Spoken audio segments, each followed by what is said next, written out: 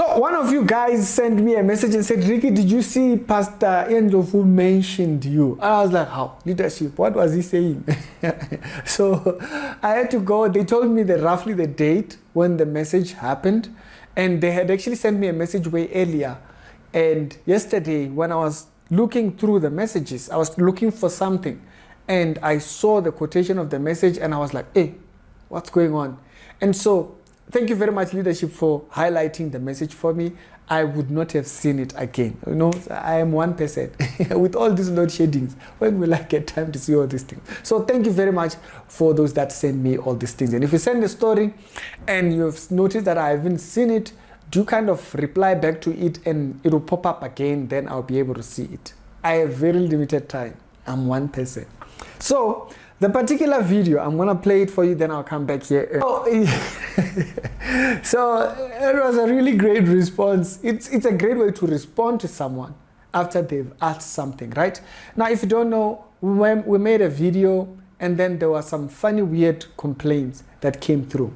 And so I was not sure if it came from him, but we didn't get a message from his team and we didn't get a comment from his team at all.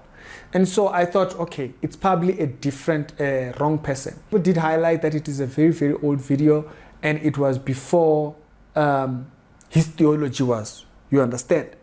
Now, this video comes right after that. So I'm explaining that part for people that haven't seen that. Now, what are my thoughts about this particular video after we made that video? I found this interesting, you know, because if the response was maybe different or something else, it would have sounded otherwise. But he responded in a way that there is wisdom, you understand?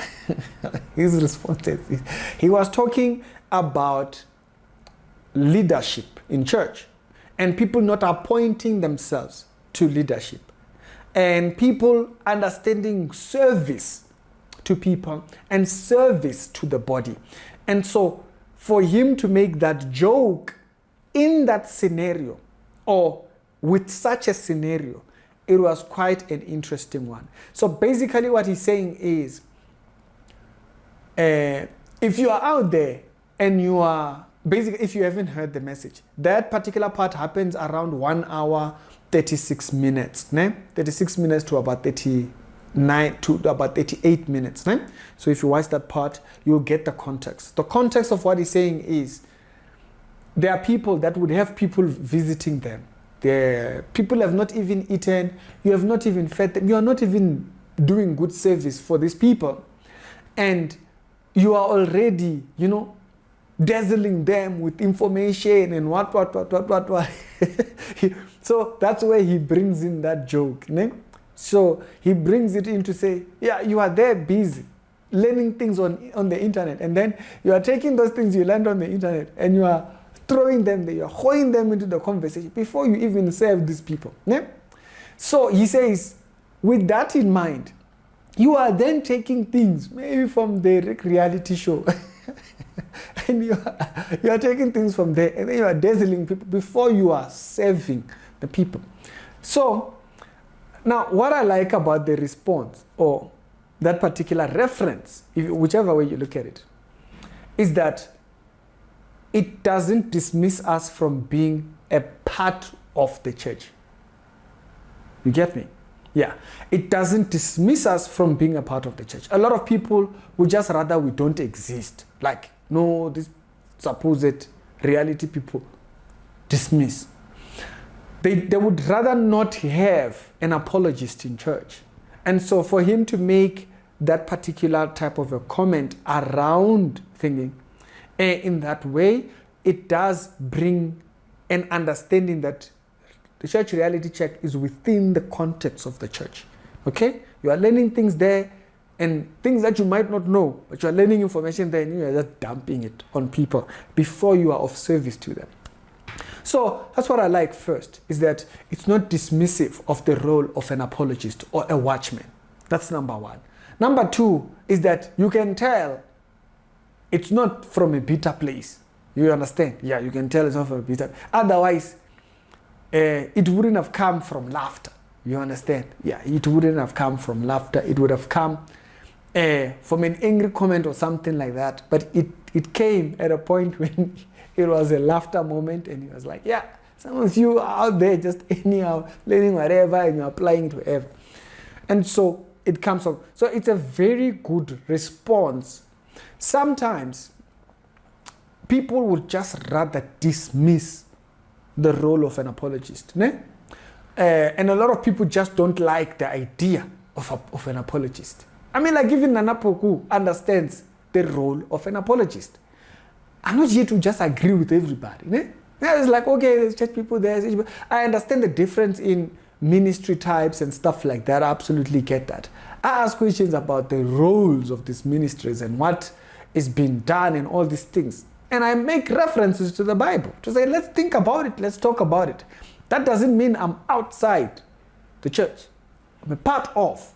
Okay? The Bible says God gives leadership within church, and he gives people to equip the body, to be of equipping value, to bring value to believers. And so it's important to note that, or to be under a person who understands that.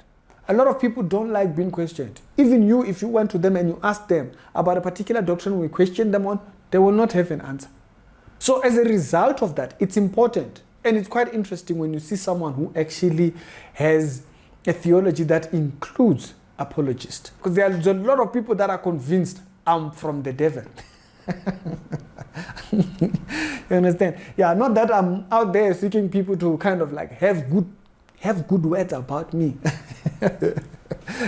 If I'm just out there to get good words about me, I'll just go ahead and agree with everybody.